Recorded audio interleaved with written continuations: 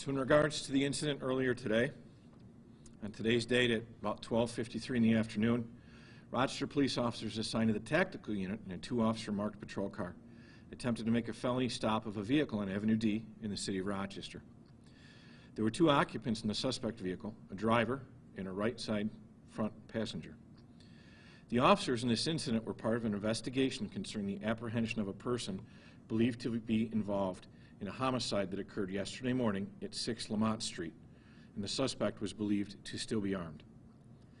Officers attempted to stop this vehicle at Avenue D near Hollenbeck, at which time the vehicle and its occupants fled from the traffic stop in the vehicle, initiating a police vehicle pursuit. During the pursuit near the intersection of Avenue D and North Clinton, the right front seat passenger, out the window, opened fire on our officers, firing at least 2 rounds.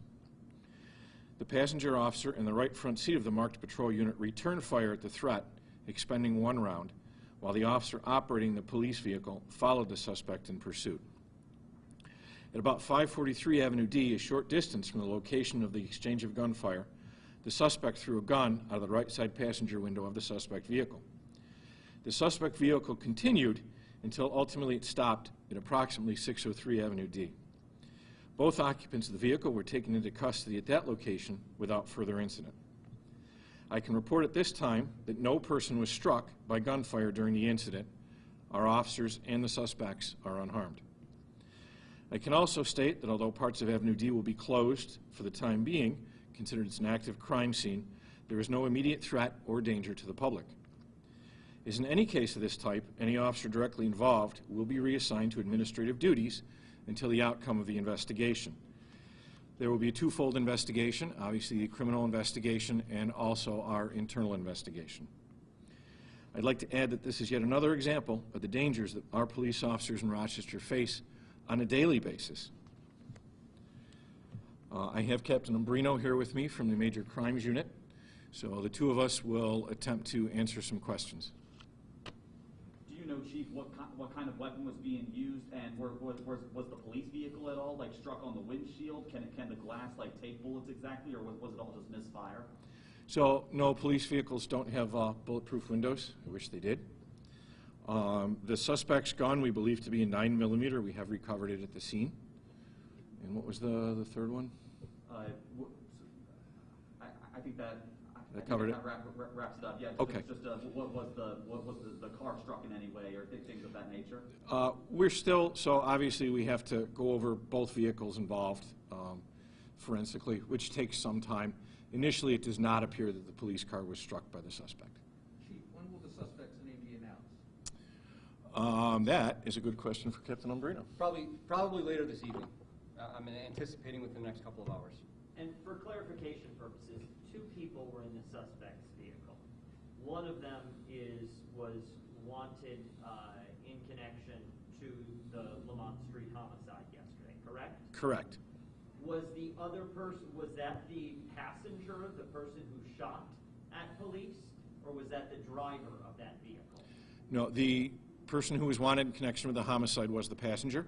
He is the person that fired upon the officers. The other person in the vehicle was a family member of the suspect. That person was arrested as well? They were taken into custody at the scene. Whether or not there will be charges is a matter for the captain here. Why aren't you guys prepared to release the suspect's name at this point? Why do we have to wait a few more hours if you already know who it is?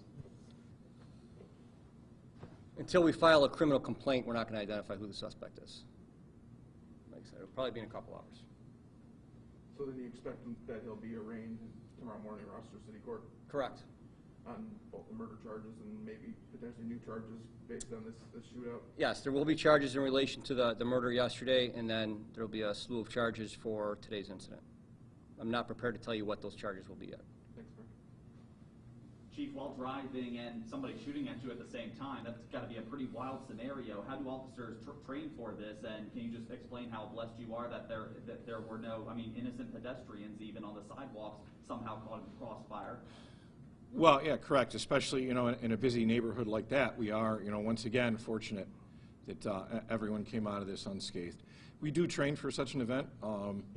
It's long ago in my career when I was an officer. It also happened to me when I was a vehicle. So I can tell you it is pretty intense, but we train for it, and we do our best to stay level-headed and do what we're trained to do. This was hopefully a resolution to an incident yesterday. However, yesterday you all saw, and so did residents in the city, we saw 5 people shot, one of them fatally. Can you speak to the rise in gun violence? This year, right now, we are at 61 homicide victims. From this year, 64 if you count people that died from sustained injuries in years past. We are at a 10-year high so far, and we could soon break the highest homicide rate we've seen in the city ever by the end of the year. Can you speak to that a little bit? What's going wrong? What is not working? So, well, it's not just any one given thing. There are a number of factors. The violence and the gun crime rate nationwide has risen. So it is not just a local issue, it is an issue nationwide. I can tell you the proliferation of guns is an issue. I've said before, we're making gun arrests every day. We take, most days at least two illegal guns off the street. For every 2 that we get, there seem to be more. In regards to the homicide, I can tell you that our major crimes unit continues to have one of the highest clearance rates of any major crimes unit in the country, and I stand by that. Today is another great example of it with this arrest. There is no quick fix. There is no easy solution. It takes time. It takes hard work. It takes due diligence. We will continue to, target the known violent offenders in a controlled, professional, safe manner, as we have been doing. Unfortunately, sometimes it seems like we take 2 steps forward, 1 step back, but we're certainly not going to slow down in our efforts, and we will continue to stay the course with our anti-violence initiatives. Is this gun being checked, this 9mm that you recovered, being cross-referenced or cross-checked to see who is involved in any other homicides? Yeah, that's automatically done with any gun that we recover. Not only homicides, but we have the ability to check and see if perhaps we had a shots fired incident somewhere in the city, but we didn't actually have someone struck, but we had physical evidence. We have the ability to cross-check that as well. Even if it's an isolated incident like yesterday's? Correct. Sorry, I got to go back to this rise in violence. Mm-hmm. What sort of communication does RPD have with City Hall? Has RPD, have you spoken with the mayor? Have you spoken with anyone in City Hall regarding yesterday's 5 shootings?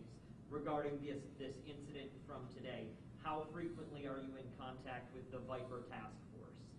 Sure. Well, yeah, I speak to City Hall every day. I've talked to the mayor twice today, and Loretta Scott, president of City Council, once today. We certainly don't operate in a vacuum. As far as the Viper Task Force, I get updates. I did just meet with some of our partners on the federal side last night concerning another new initiative that I hope to start, but it is too early in the planning stage to really discuss it at this time.